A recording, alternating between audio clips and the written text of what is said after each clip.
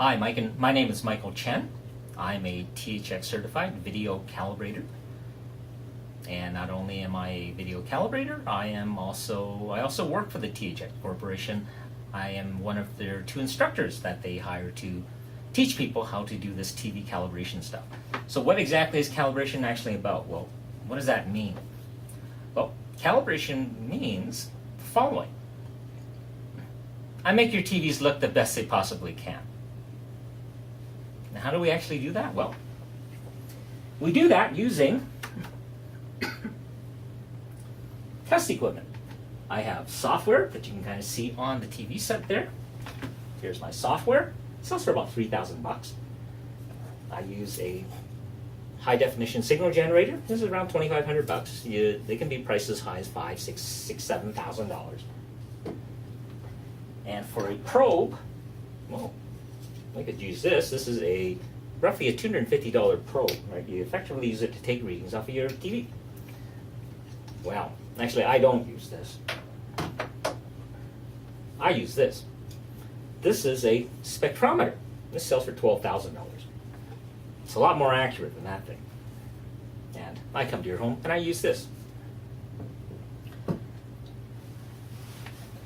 So, what exactly is calibration actually about? Well, I guess for starters, I'll just cover two elements, which is what is calibration not about? Well, calibration is not about trying to make the picture on this TV look real, because as it turns out,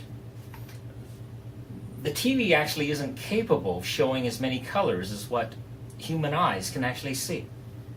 So it doesn't matter what I do to this TV set, our eyes are simply capable of seeing many more colors than what this TV could ever show. So I can't make the TV look real. TV's not designed to do that anyways.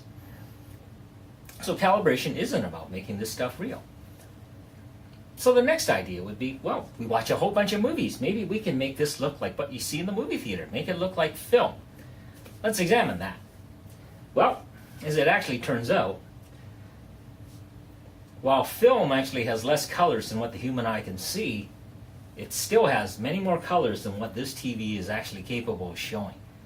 So, once again, it doesn't matter what I do to the TV set, I cannot get this thing to look like what you see in a movie theater. Because, sorry, the TV simply doesn't have as many colors. Which gets you wondering, what exactly is calibration actually about then? Well, calibration is kind of about this thing. I have a disc in my hand. Here, Avatar. Well, our filmmakers know that what comes on disc at home will look different than what you see in the movie theater. So when James Cameron, who made Avatar, is preparing his Blu-ray for the people at home to watch, he is adjusting colors and he's making tweaks to his movie, and at some point he's happy with what he sees and he gives a thumbs up. And then he proclaims, I want people at home to see this because I'm happy with what I have here. So the question is, what exactly was James Cameron looking at when he made this proclamation that he's happy with the film? Well, what he's looking at is, he's actually looking at a professionally calibrated studio-grade monitor. So how do we at home see the film the way he wants it to look? Well, we actually have to go ahead and we calibrate this TV to make it look as close to his studio-grade monitor as possible. And that's what calibration is about. Because when this is as close to what his display is set to, we get to see the film the way he wants us to see it, the way he wants it to look. And after all, because James Cameron is the artist, and when we calibrate, this is all about the art, seeing the art the way the artist wants it to look. That's what calibration is actually about. This leads to the next sort of logical question, which is, how come these TVs don't actually come from the factory set up like this? Why do we have to actually go through this additional process of calibrating the TV and getting it to look correct? Well, the reason the TVs don't come from the factory looking this way is based on the following idea. And the idea and statement is as follows. The marketing of a TV set has nothing to do with presenting accurate images. It has everything to do with, surprise, surprise, selling more TVs. So put yourself in the seat of an owner of a TV company. If your marketing department comes and tells you, to their own shock, they've just found out that if you made the pictures green, that people would actually buy more TVs. Well, what's the logical conclusion here? Well, if you own the TV company, the answer would be, make them green, because I want to sell more TVs. And now you get to understand why the TVs look the way they do. Because as it turns out, accurate looking images don't sell TVs.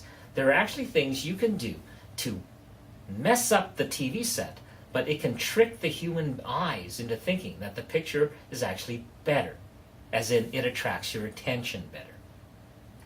So as you play these tricks with the images, of course it completely ruins the movie the way it's supposed to look. However, it achieves the goal of selling TVs because it convinces you in the showroom that, hey, I want that TV, I want that TV, I like that one because that's the brightest. So that's why the TVs actually don't come out of the box properly set up, because they're all set up to look good in a showroom floor because they need to attract your attention to get you to buy the TV.